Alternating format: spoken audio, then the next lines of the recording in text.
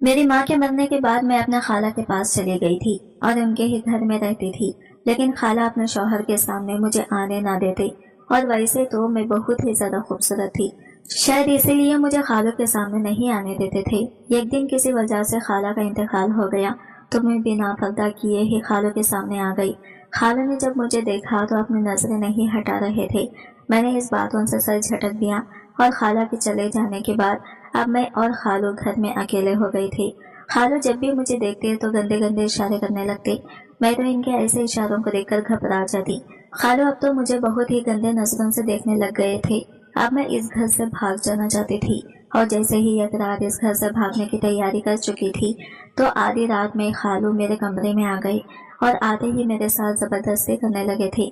मैं चीख रही थी, चिल्ला रही थी, लेकिन किसी ने भी मेरी आवाज नहीं सुनी।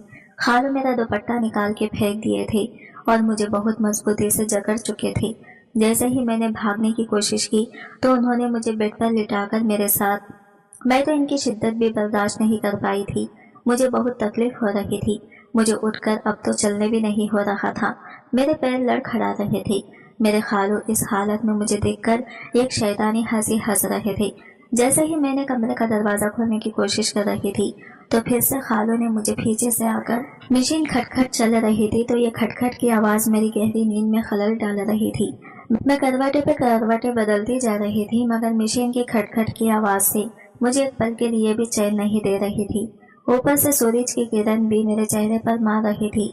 ये आवाज आहिस्ता आहिस्ता मेरी नींद को आंखों से दूर भगा रही थी और मैं धीरे धीरे आंखें खोलकर आसपास का जायजा ले रही थी। रोज की तरह अम्मा मशीन में बैठकर सिलाई कर रही थी।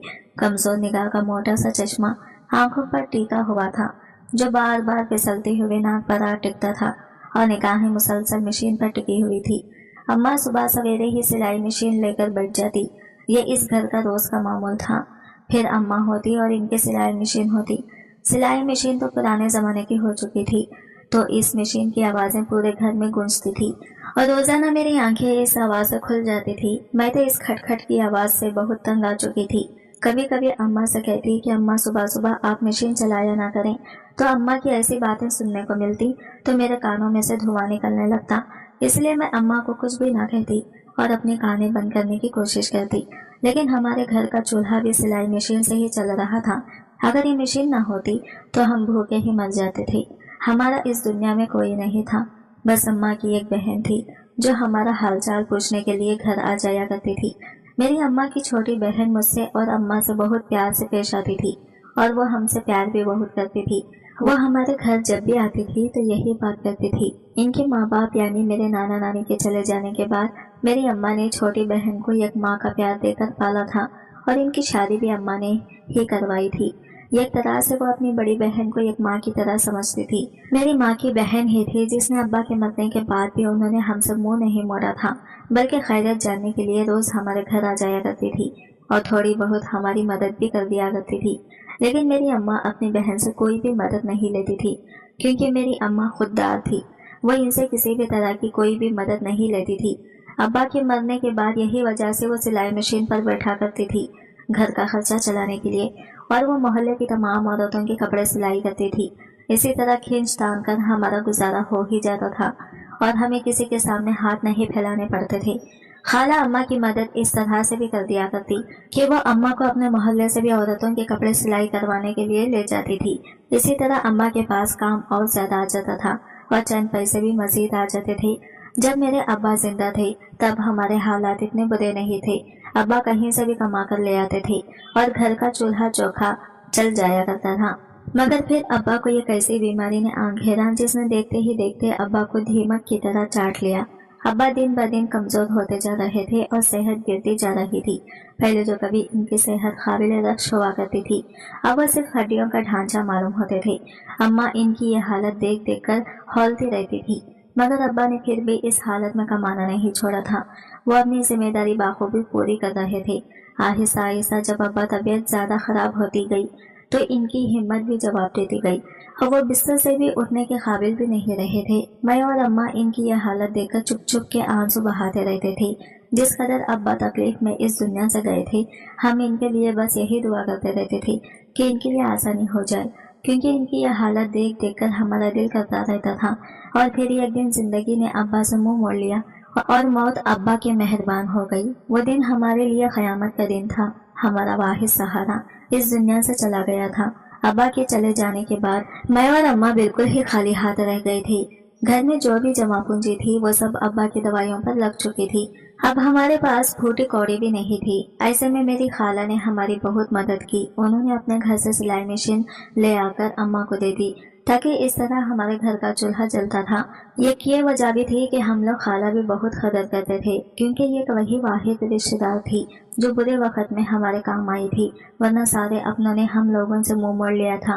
एक दिन खाला खुशी खुशी हमारे घर आई और अम्मा को बताया कि उन्होंने मेरे लिए एक बहुत अच्छा रिश्ता तलाश किया है। उन्होंने अपनी किसी मोहल्ले की सहेली से मेरे रिश्ते का जिक्र किया था, तो इनकी इस मोहल्ले की सहेली ने मेरी खाला को एक रिश्ता बताया था।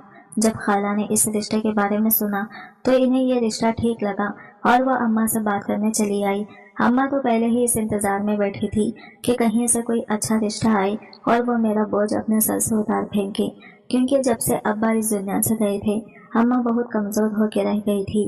वो चाहती थी कि आपकी जिंदगी में ही वो मेरी शादी कर दे और मैं अपने घर की हो जाऊं, ताकि वो सुकून से मर सके। मरने के बाद इसके दिल हर कोई बोझ ना हो। जिस तरह से अब्बा मेरी शादी का बोझ लिए इस दुनिया से चले गए थे, आखिरी वक्त में वो अम्मा को यही कहते रहते कि काश मेरी आंखों के सामने मेरी बेटी अपने घर की हो जाती तो मैं सुकून से मर सकता और मेरे दिल पर कोई बोझ ना होता। और अब जब खाला ये रिश्ता ले आई थी तो अम्मा की खुशी का कोई ठिकाना नहीं था। चंद दिन बाद खाला के साथ लड़के वाले मुझे देखने आई। अम्मा ने कोई लगी लपटे रखे बगैर इन्हें अपने घर के तमाम हालात से आगाह कर दिया था कि वो कोई इतना ज्यादा जहेज नहीं दे सकती हैं। अब्बा के मरने के बाद घर से सारी जमा पूंजी खत्म हो गई है और अब जो कुछ भी वो कमाती हैं वो लोगों के कपड़े सीकर गुजारा करती हैं। ये सब सुनने के बाद लड़के वालों के माथे पर बल पड़ गए थे। इनकी बदलती हुई तेवरियां देखकर अम्मा ने इनसे कहा कि वो फिर भी अपनी अस्ताद के मुताबिक जहेज का इंतजाम जरूर करेंगी। इस बात पर वो लोग खुश हो गए थे। इस तरह मेरा रिश्ता तय कर दिया और चंद महीने बाद शादी की तारीख रख दी। यह वक्त भी अम्मा ने इनसे बहुत मुश्किलों से लिया था, वरना वो लोग तो 1 महीने में ही शादी की तारीख मांग रहे थे। इतनी जल्दी शादी करने के लिए अम्मा के पास कोई वसाइल मौजूद नहीं थे, इसलिए अम्मा ने इनसे कुछ महीनों का वक्त मांगा था। आहिस्ता आहिस्ता दिन गुजरते जा रहे थे और शादी का दिन करीब आता जा रहा था। सारे मेरी शादी के लिए पैसों का इंतजाम कहीं से भी नहीं हो पा रहा था। अम्मा ने मेरे मामू से शादी में मदद करने की दरख्वास्त की, मगर उन्होंने साफ हरी झंडी दिखा दी कि वह ऐसे कोई मदद नहीं कर सकते। इनके खुद घर की हालत बहुत खराब है, जबकि सभी जानते थे कि मामू अच्छा खाते कमाते हैं, इन्हें किसी चीज की कमी नहीं है। वो चाहते तो मेरी शादी का पूरा खर्चा भी उठा सकते थे, मगर उन्होंने ऐसा नहीं किया। मामू की तरफ से मायूस होकर अम्मा ने मेरे बड़े ताया से मदद करने की दरख्वास्त की, मगर ताई ने अम्मा को जलील कर दिया कि जब हाथ में पैसे नहीं थे तो बेटी की शादी करने का क्या जरूरत थी। अम्मा हर जानिब से मायूस हो गई थी। ऐसे में खाला आगे बढ़ी और उन्होंने मेरी शादी के लिए अपने सोने की बालियां बेच दी। उन्होंने अपने शौहर से छुपकर अपने सोने की बालियां बेची थी, वरना इनके शौहर इन्हें ऐसा हरगिज नहीं करने देते। खाला की इस बात ने हमें मजीद इनके एहसान तले दबा दिया। अम्मा तो खाला के सामने निगाहें नीचे किए बैठी रहती थी। इस तरह से कुछ तो मेरी शादी का इंतजाम हो गया। अभी शादी में 1 हफ्ता रहता था, इतने में लड़के की बहन हमारे घर तशरीफ लाई और उन्होंने हमारे सामने ये डिमांड रखी कि इन्हें जहेज में मोटरसाइकिल चाहिए। इनकी यह बात सुनकर मेरी अम्मा को धक से रह गई और खाला के पैरों तले से भी जमीन निकल गई। इन लोगों को इस बात की तौक़ा हरगिज नहीं थी वहां से कोई ऐसी बात सामने आएगी। पहले ही मेरी जहेज के चंद अनहा चीजों का और बारात के खाने का इंतजाम इतनी मुश्किल से हुआ था, और अब मेरी अम्मा जहेज में मोटरसाइकिल कैसे दे सकती थी? ये तो बिल्कुल ही नामुमकिन बात थी। अम्मा ने इनको हमारे सारे हालात पहले ही बता रखे थे और अब ऐसे में इनकी तरफ से ये सारी बातें समझ से बिल्कुल ही बाहर थी। अम्मा ने इसी वक्त इनसे माजरत की कि वो मोटरसाइकिल बिल्कुल नहीं दे सकती। इस बात को इन लोगों ने अपनी अना का मसला बना लिया और बारात लाने से साफ इनकार कर दिया कि अगर हम लोग जहेज में मोटरसाइकिल नहीं देंगे तो वो लोग बारात भी नहीं लाएंगे। अम्मा और खाला ने इन्हें बहुत समझाने की कोशिश की, मगर वो लोग अपनी जिद पर अड़े रहे और इस तरह मेरी शादी होते होते रह गई, क्योंकि इन लोगों ने मोटरसाइकिल के बगैर शादी करने से साफ इनकार कर दिया था। इस बात का सदमा मेरी अम्मा ने इस कदर लिया कि वो बीमार हो गई और चारपाई से जा लगी। मैं दिन रात इन्हें देख देख कर रोती रहती, क्योंकि अब वही मेरा सहारा थी। अब्बा के बाद जिंदगी बहुत मुश्किल हो गई थी, मगर अम्मा फिर भी मुझे अब्बा की कमी महसूस ना होने दी। और अब जब अम्मा ही चारपाई से लग गई तो एक दफा फिर अब्बा के जाने का मंजर मेरी आंखों के सामने लहराने लगा। एक रात अम्मा सोई तो सोती ही रह गई, वो फिर ना उठ सकी। मैंने जब सुबह अम्मा को उठाना चाहा तो इनका हाथ एक जानिब को लुढ़क गया। मैं आपकी जगह धक से रह गई। मैंने फिर से अम्मा को हिलाया तो अम्मा बिल्कुल बेसात पड़ी थी। मैं भागकर बराबर वाली रशीदा खाला के यहाँ गई और इन्हें घर बुलाया। वह घर आई और अम्मा को देखा तो खामोशी से मुझे गले लगा लिया और मेरी खाला को एक बच्चे को बुलाने के लिए भेज दिया। एक बार फिर एक और क़यामत मेरी मुंतज़िर थी। मेरे माँ बाप दोनों ही मुझे छोड़कर जा चुके थे। अम्मा और अब्बा दोनों ही मर चुके थे। मेरा घर बिल्कुल ही खाली हो गया था। मैं खाकी खाली नजरों से सारा दिन घर की छत को तकती रहती थी। मैं अम्मा के मरने का जिम्मेदार खुद ठहरा रही थी। मेरी शादी के टूटने का सदमा अम्मा ने इस कदर ले लिया था कि वो अपनी जान से ही हाथ धो बैठी थी। मैं जानती थी अम्मा मेरे लिए किस कदर परेशान रहती थी। जाने वो मुझे कैसे छोड़कर गई होगी। जब मौत का फरिश्ता इन्हें लेने आया होगा तो उन्होंने हाथ तो जोड़े ही होंगे। ये सारी बातें मुझे बेहद परेशान रखती थी। अम्मा की याद मुझे किसी पल चैन नहीं लेने दे रही थी। अब सुबह सुबह मेरे कानों में सिलाई मशीन की खटखट भी नहीं आ रही थी। मैं सारा दिन घर में बुलाई से रहती थी। अम्मा का नतीजा हो गया था। खाला मेरे साथ ही घर में रुकी हुई थी। अब घर से तमाम मेहमान भी चले गए थे, मगर किसी ने ये नहीं सोचा था कि जवान लड़की घर में अकेली कैसे रहेगी। इन हालात में भी खाला ही सामने आई और वो मुझे अपने साथ अपने घर ले आई। खाला की एक और एहसान तले में दब चुकी थी। हम लोगों पर खाला ने जितने भी एहसान किए थे, इन एहसानों का बदला मैं मर के भी नहीं चुका सकती थी। जाहिर है इस घर में मैं अकेली नहीं रह सकती थी। मुझे लाजमी किसी का सहारा चाहिए था। ऐसे में खाला का सहारा देना मेरे लिए बहुत बड़ी बात थी। मैं चुपचाप खाला के साथ इनके घर चली आई। इनका घर हमारे घर से कुछ फासले पर ही था। जब मैं खाला के साथ इनके घर में दाखिल हुई तो सामने ही सहन में खालू बैठे हुए थे। मुझे देखते ही इनके माथे पर बल पड़ गए, मगर उन्होंने मुंह से कुछ न कहा। खाला के घर में 2 ही कमरे थे। एक कमरे में खाला और खालू रहते थे तो खाला के दूसरे कमरे में मेरा सामान रखवा दिया। मेरे पास सामान था ही क्या, बस चंद जोड़े थे पहनने के लिए। इसके अलावा मेरे पास कोई सामान नहीं था। मैं दूसरे कमरे में आ गई तो खाला भी अपने कमरे में चली गई। कुछ देर बाद खाला और खालू के कमरे से इनके लड़ने की आवाजें आ रही थी। खाला इनसे कह रही थी कि यतीम समझकर ही मुझे इस घर में रहने दें, मगर खालू किसी सूरत भी राजी नहीं हो रहे थे। कुछ देर तक इनकी लड़ने की आवाजें आती रही और मैं दूसरे कमरे में परेशान बैठी रही कि अगर मैं यहाँ से भी निकाल दी गई तो मैं कहाँ जाऊंगी। मेरे पास तो इस घर के सिवा और कोई ठिकाना भी नहीं था। कुछ देर बाद खालू घर से बाहर चले गए। इनके जाने के बाद मैंने खाला से पूछा कि क्या इन्हें मेरा इस घर में आना पसंद नहीं आया, तो खाला की निगाहें चुराते हुए कहा कि ऐसी कोई बात नहीं है, वो लोग किसी और से बात लड़ रहे थे। मुझे परेशान होने की जरूरत नहीं है, अब मैं इसी घर में रहूंगी। ये सुनकर मुझे इत्मीनान हुआ, वरना मैं तो बस परेशान हो ही बैठी थी। दिन आहिस्ता गुजरते जा रहे थे। अब मैं खाला के साथ इनके घर में ही रहने लगी थी। इस दिन के बाद से खालू के दोबारा खाला से कुछ नहीं कहा था। इनका रवैया भी मेरे साथ बिल्कुल ठीक होता था। वो मुझे घर से निकलने के लिए नहीं कहते थे, मेरे लिए इतना ही काफी था। मैं जो अपने घर में हिलकर काम नहीं करती थी, खाला के पूरे घर की जिम्मेदारी मैंने संभाल ली थी। हालांकि खाला मुझे घर के साथ इनके घर में ही रहने लगी थी। इस दिन के बाद से खालू की दोबारा खाला से कुछ नहीं कहा था। इनका रवैया भी मेरे साथ बिल्कुल ठीक होता था। वो मुझे घर से निकलने के लिए नहीं कहते थे, मेरे लिए इतना ही काफी था। मैं जो अपने घर में हिलकर काम भी नहीं करती थी, खाला के पूरे घर की जिम्मेदारी मैंने संभाल ली थी। हालांकि खाला मुझे घर में रखने के लिए दरमियान अपना नाम सुनाई देने लगा। मैं परेशान हो गई कि कहीं खालू मुझे इस घर से निकालने का तो नहीं कह रहे हैं। मगर फिर कुछ देर बाद सारी आवाज में उनक बंद हो गई, मगर फिर इसके बाद मुझे नींद ना आ सकी। बेघर होने का शोर मेरे जहन में नीचे गाड़े बैठा था। पूरी रात मैंने जागते हुए आंखों में काट दी।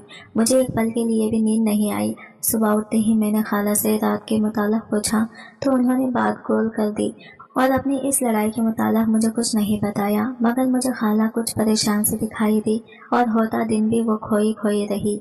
मैं इनसे बात करने के लिए इन्हें आवाज़ें देती, मगर इन्हें मेरी आवाज़ भी बिल्कुल सुनाई नहीं देती। वो जैसे किसी और ही दुनिया में खोई हुई थी। अब ये हर दूसरे तीसरे दिन का मामूल हो गया था कि खाला और खालू की लड़ने की आवाज़ें आती और साथ में मुझे मेरा नाम भी सुनाई देता, मगर वो किसी बात लड़ते थे। इस बात की समझ मुझे बिल्कुल भी नहीं आ सकी। खाला इन दिनों बेहद परेशान रहने लगी थी। उन्होंने एक रिश्ते वाले से कहकर मेरे लिए रिश्तों की तलाश भी शुरू कर दी थी, मगर कोई भी एक यतीम लड़की को अपने घर की बहू नहीं बनाना चाहता था और ऊपर से मेरी शादी भी होते होते रह गई थी। इस बात ने मेरे दामन पर दाग लगा दिया था। अब जो भी रिश्ता आता सब पहले तो वो यही बात सुनकर भाग जाता था। शादी से एक हफ्ता पहले मेरी शादी टूट चुकी है। इस बात ने मुझे कहीं का नहीं छोड़ा था। खाला पहले ही दमा की मरीज थी और अब तो इन्हें खांसी भी रहने लगी थी। मैं खाला को आराम करवाने की हर मुमकिन कोशिश करती और ख्याल भी बहुत रखने लगी। मैं नहीं चाहती थी कि जिस तरह मेरे माँ बाप मुझे छोड़ गए हैं, मेरे खाला भी मुझे छोड़कर चली जाए। माँ के मरने के बाद खाला ने मुझे माँ की कमी बिल्कुल भी महसूस नहीं होने दी थी। वो मेरा एक माँ की तरह ही ख्याल रखती थी और अब मुझसे अपनी औलाद की तरह ही पेश आती थी। खाला की कोई औलाद नहीं थी। वो बचपन से ही मुझे अपनी बेटी की मानी मोहब्बत करती थी और मैं भी इन्हें अपनी माँ की जगह समझती थी, मगर वक्त को जाने क्या मंजूर था। खाला की तबीयत बिगड़ती ही जा रही थी। मेरी आंखों के सामने मेरे माँ बाप इस दुनिया से चले गए। इस खाला को खोने का दुख मैं नहीं उठा सकती थी। अब खाला हर वक्त बीमार रहने लगी थी और वो हर वक्त यही कहती रहती कि मेरे मरने के बाद यहाँ से भाग जाना, इस घर में नहीं रहना। मुझे खाला यह बात बहुत अजीब लगती, मगर इनकी खराब तबीयत की पेश नज़र मैं इनसे ज़्यादा सवालात नहीं कर सकती थी और खामोशी से इनकी बातों के जवाब में सर हिला दिया करती थी। हालांकि खाला का रवैया मेरे साथ बिल्कुल ठीक था, मगर जाने ऐसा कौन सी बात थी जिससे खाला को हर वक्त धड़का लगा रहता था। वो जैसे मुझसे बहुत कुछ कहना चाहती थी, मगर कुछ कह भी नहीं होती थी। बस यही कहती रहती थी कि मैं इनके मरने के बाद इस घर से फौरन चली जाऊं और हरगिज भी यहाँ ना रहूं। इस दिन पूरा दिन खाला पलंग पर लेटी खांस रही है और इनका सांस भी उखड़ता रहा और मैं बेबसी की मूरत बनी खाला को इस हाल में देखती रही। खाला ने मुझे अपने पास बुलाकर मुझसे एक बार फिर वादा लिया कि मैं इनके मरने के बाद यहाँ नहीं रहूंगी। इनके मुंह से मौत का नाम सुनकर मेरा दिल दहलने लगा। मैं अब अपनी जिंदगी में इतना बड़ा सदमा बर्दाश्त नहीं कर सकती थी, मगर किस्मत पर कब किसका जोर चला है। मैं भी अपने किस्मत के सामने बिल्कुल ही बेबस थी और मेरी ही आंखों के सामने खाला ने दम तोड़ दिया। एक बार फिर एक और कयामत मुझ पर टूटी, मगर मैं हर बार की तरह जिंदा ही रही। मेरे सारे रिश्ते एक एक करके इस दुनिया से रुखसत हो गए थे, मगर मैं जिंदा थी। इस वक्त शिद्दत से मैंने अपने मौत की दुआ मांगी थी। खाला की तदफीन के बाद मैं सोच रही थी कि मुझे इस घर में रहना चाहिए या नहीं, मगर मैं कोई फैसला नहीं कर पा रही थी कि मुझे क्या करना चाहिए। अगर मैं इस घर से निकल भी जाऊं तो कहाँ जाऊंगी? इस भरी दुनिया में तो सब मेरा कोई भी नहीं रहा था। मामू चंद लम्हों के लिए खाला की तदफीन के वक्त आए थे। इसमें भी मुझसे बात किए बगैर ही चले गए। उन्होंने ये तक ना पूछा कि मैं इस घर में जैसे रहूंगी। खाला की मैयत सामने रखी थी और औरतें बातें कर रही थी कि एक हफ्ता पहले शादी टूट गई, जरूर लड़की में कोई ऐब होगा। जो यूं एक हफ्ता पहले लड़के वालों ने बारात लाने से इनकार कर दिया, फिर इसकी माँ भी मर गई और अब अपनी खाला को भी कहा गई ये लड़की ही मनहूस है, जिस घर में जाएगी वहाँ मनहूसियत ही फैलाई गई। इस सब औरतों की ये बातें सुनकर मेरा झलनी झलनी हो रहा था। वो औरतें अपनी जबान से किसी को भी जान से मारने का हुनर रखती थी। मैं बस खामोश बैठी इन औरतों की बातें सुन रही थी और अपनी किस्मत को कोस रही थी। रात गहरी होती जा रही थी। घर से तमाम मेहमान भी रुखसत हो चुके थे। खालू भी अभी तक घर नहीं आए थे। मुझे इनके घर आने से पहले पहले इस घर से निकलने का फैसला करना था और मैंने फैसला कर लिया था कि मैं खाला की बात पर अमल करूंगी और ये घर छोड़ के कहीं भी चली जाऊंगी। खाला ने कुछ सोचकर ही मुझसे ये बात की होगी, वरना तो वो मुझे माँ से बढ़कर ही चाहती थी। यूं बिना किसी वजह के मुझे अपनी मौत के बाद बेघर नहीं कर सकती थी। मैंने एक बैग में अपने चंद जोड़े रखे और कुछ पैसे खाला के मुझे दिए थे, वो भी अपने बैग में रखे और चादर को अपने गिर्द अच्छे से लपेटकर मैं घर से निकलने लगी। मगर इस लम्हे खालू घर में दाखिल हुए और मुझे यूं घर से निकलता देखकर वो ठिठक गए। उन्होंने मुझसे पूछा कि रात के इस पहर तुम कहाँ जा रही हो? तो मेरी जबान जैसे तालू से चिपक गई। उन्होंने मेरे हाथ में पकड़ा बैग देखा और समझ गए कि मैं ये घर छोड़कर जा रही हूँ। वो एकदम ही गुस्से में आ गए और मुझसे चिल्लाकर पूछने लगे कि मैं कहाँ जा रही थी और क्यों। तो मैं बहुत डर गई और मैंने इन्हें सारी बात बता दी कि खाला ने मुझसे कहा था कि इनके मरने के बाद ये घर छोड़कर चले जाऊं। आदि वजह से मैं ये घर छोड़कर जा रही थी। ये सुनकर खालू के माथे पर बल पड़ गए और उन्होंने मुझे प्यार से समझाया। इन्हीं की बीमारी की वजह से मेरी खाला का दिमाग खराब हो गया था, वरना वो मुझे ऐसे घर से जाने को क्यों कहेंगी, जबकि इन्हें पता भी था कि मेरे पास रहने का कोई ठिकाना नहीं है। मुझे इनकी बात दिल पर लगी और मैंने सोचा कि शायद खालू सही कर रहे हैं। उन्होंने मुझसे कहा कि जाकर मैं अपना सामान अंदर रखूं। वो कुछ देर में वापस आ रहे हैं। वो घर से दोबारा बाहर चले गए। कुछ देर में आने का कहकर जब वो घर से निकले तो मुझे बाहर से कुंडी लगाने की आवाज आई, मगर मैंने इस बात को अपना वहम समझा और दोबारा अपने कमरे में चली गई। अभी मुझे कमरे में आए कुछ देर ही गुजरी थी कि खालू दोबारा घर में वापस आ गए। मैं कमरे में बैठी खाला को याद कर रही थी तो मुझे बाहर से कुछ आदमियों के बातें करने की आवाजें आने लगी। मुझे लगा कुछ लोग खाला की ताज़ियत करने आए होंगे, इस वजह से मैं अंदर ही बैठी रही थी। कुछ देर बाद खालू कमरे में आई और उन्होंने मुझसे मेहमानों के लिए चाय बनाने को कहा। मैं खामोशी से उठकर चाय बनाने बावर्ची खाने में चली गई और जब चाय लेकर मेहमानों के सामने गई तो वहाँ 2 आदमी बैठे हुए थे। मैंने इन लोगों के सामने चाय ले जाकर रखी तो इन आदमियों ने गहरी नजरों से मेरा जायजा लिया। मैं इनकी नजरों से हाइफ होकर दोबारा कमरे की तरफ जाने लगी तो इसमें से एक आदमी ने मेरे खालू से कहा कि तुम तो इस लड़की की बहुत कम पैसे ले रहे हो। मैं ये बात सुनकर आपकी जगह ठिठक कर रह गई थी और बेयकीन नजरों से अपने खालू की तरफ देखा। मुझे अपने कानों पर यकीन नहीं आया कि मैं ये क्या सुन चुकी हूँ। खालू ने मुझे जब वहाँ खड़ा देखा तो मुझसे कहा कि मैं जल्दी से अपना बैग लेकर आ जाऊँ। वो इस तरह से बात कर रहे थे जैसे ये कोई बहुत मामूली बात हो। इस लम्हे मुझे सारी हकीकत समझ में आई कि क्यों खाला मुझे इस घर से जाने को कहती रही और मैं बेवकूफ अपने खालू की बातों में आ गई और अब वो मुझे दूसरे आदमियों के हाथों फरोख्त कर रहे हैं। मुझे अपने इर्द गिर्द जमीन घूमती हुई महसूस हुई। जब मुझे खालू ने अपनी जगह मुजस्समा बना देखा तो 3 आदमियों से कहा कि वो मुझे ले जा सकते हैं। इसमें से एक आदमी आगे बढ़ा और मेरा हाथ पकड़ लिया। इसके हाथ पकड़ते ही मैं जैसे होश की दुनिया में वापस आई और चीखते हुए इसके मजबूत हाथों की गिरफ्त से अपने हाथ निकालने लगी, मगर इस आदमी की गिरफ्त बहुत मजबूत थी। इसका मुकाबला मुझ जैसी कमजोर सी लड़की कहाँ कर सकती थी। जब भी मैंने चीखना चिल्लाना बंद करके खालू को खुदा के वास्ते देने शुरू कर दिए कि वो मुझ पर ये जुल्म ना करे और मुझ पर रहम करे, मगर इन पर मेरी किसी दुहाई का असर न हुआ और वह आदमी मुझे खींचते हुए अपने साथ लेकर बाहर चला गया। बाहर आकर इसने मुझे अपने गाड़ी में डाला और खुद ड्राइविंग सीट पर बैठ गया। इतने में अंदर से दूसरा आदमी भी बाहर आ गया और वो भी गाड़ी में बैठ गया। कुछ देर बाद गाड़ी चलाने लगी और मैं खुद वहशत से कांपने लगी। मैं इन आदमियों की मिन्नत कर रही थी कि मुझे जाने दें, मगर वो मेरी तरफ से बिल्कुल काम लेटे पड़े थे। कुछ देर बाद गाड़ी एक झटके से रुक गई। सुन के बातों से अंदाजा हुआ कि इनकी गाड़ी का टायर फट गया है। दोनों आदमी उतरकर अपनी गाड़ी को देखने लगे। जैसे ही इनकी आम बची में मौका गनीमत जानते हुए इनकी गाड़ी से उतरकर सड़क पर अंधाधुंध भागने लगी। सड़क के दोनों अतराफ अक्का दुक्का रोशनियां लगी थी और गाड़ियां तेजी से आ जा रही थी। इन आदमियों ने कब मुझे भागते देखा तो मेरा पीछा करने की कोशिश की, मगर जितनी तेजी से मैं भाग रही थी तो मैं सामने से आती एक गाड़ी से टकरा गई और उछलकर दूर जा गिरी। वो गाड़ी वाला खुदा तरस बंदा था।